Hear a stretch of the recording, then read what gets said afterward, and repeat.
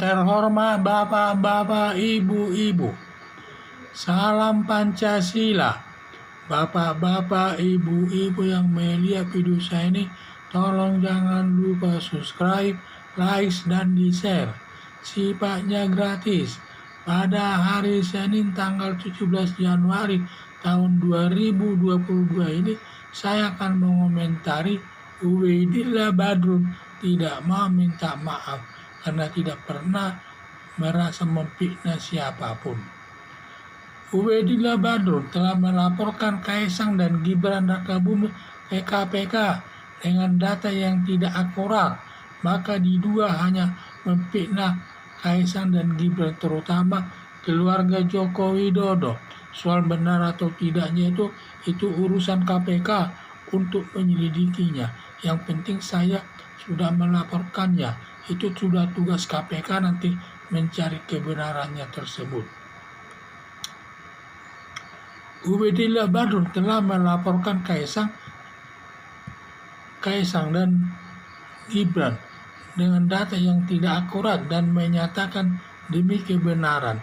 Dia menyatakan itu, pokoknya saya sampaikan laporan itu hanya demi kebenaran saja. Asal nanti kebenarannya itu, biarlah itu urusan daripada KPK untuk memeriksanya. Atas laporan Ubaidillah Badrun telah dilaporkan Ebenezer kepada Mabes Polri. Ebenezer menyatakan kalau Ubaidillah Badrun mau minta maaf akan dicabut pengaduannya atau laporannya.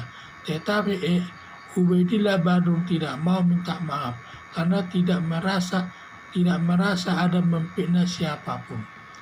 Pada umumnya pelaku kejahatan selalu berdalih atau menyatakan setiap orang melakukan kesalahan tidak pernah minta maaf dan merasa tindakannya benar, sudah sesuai dengan aturan hukum yang berlaku. Seperti kasus korupsi, selalu bilang tidak ada korupsi, semua yang dilakukan sudah sesuai dengan aturan yang berlaku.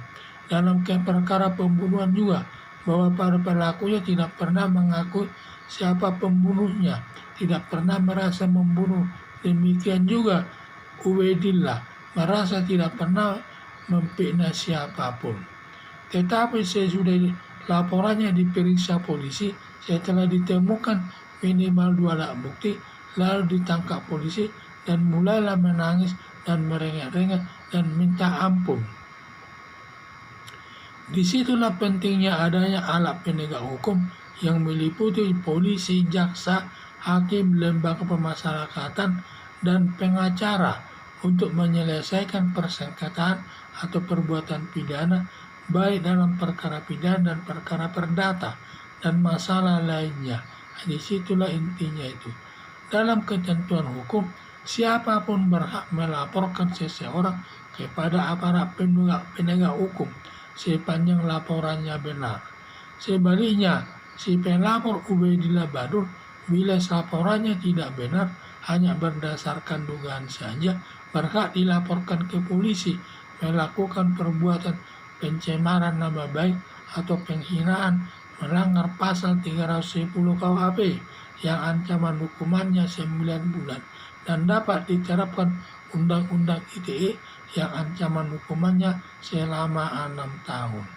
Harapan saya Ubaidillah Badrun kalau melaporkan seseorang harus akurat datanya yang berakibat dirinya sendiri yang bisa masuk penjara nantinya. Jadi kalau kita melaporkan seseorang harus benar-benar datanya kuat, tidak hanya berdasarkan dugaan-dugaan atau reka-rekaan saja, dan harus kuat data-datanya tersebut, baik sumbernya, dari mana, jumlahnya, uang yang dikorupsi, dan siapa saja pelakunya, dan sebagainya.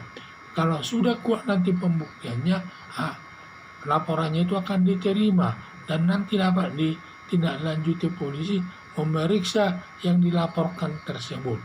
Tetapi kalau datanya tidak akurat atau hanya sekedar menduga-duga saja, tidak kuat alat buktinya tersebut, maka nanti di mana menurut penegak hukum tidak cukup bukti, maka si pelapor itu bisa dituntut balik yang melanggar pasal 310 KUHP yang ancamannya hanya 9 bulan dan dapat diterapkan Undang-Undang ITE selama ancaman hukumannya selama 6 tahun. Jadi kita jangan hanya seenaknya saja melaporkan seseorang. Jadi harapan saya Ubaidillah Badrun kalau melaporkan seseorang harus akurat datanya. Jangan asal melaporkan tanpa data yang kuat, yang berakibat dirinya sendiri nanti yang masuk penjara dan diproses sesuai dengan hukum yang berlaku. Apalagi sekarang ini Ubaidillah ini adalah dosen seorang UNJ, Universitas Negeri Jakarta, sangat dihormati. Yang sebenarnya sangat malu seorang berpendidikan tinggi, mungkin doktor dia ya, melaporkan hanya sekedar melaporkan.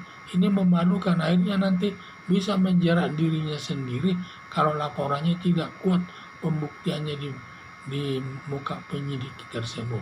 Jadi itulah saya lihat. Harapan saya sekali lagi agar Ubaidillah Badrun kalau melaporkan seseorang harus akurat datanya yang berakibat dirinya nanti sendiri yang bisa masuk penjara. Sekian dan terima kasih.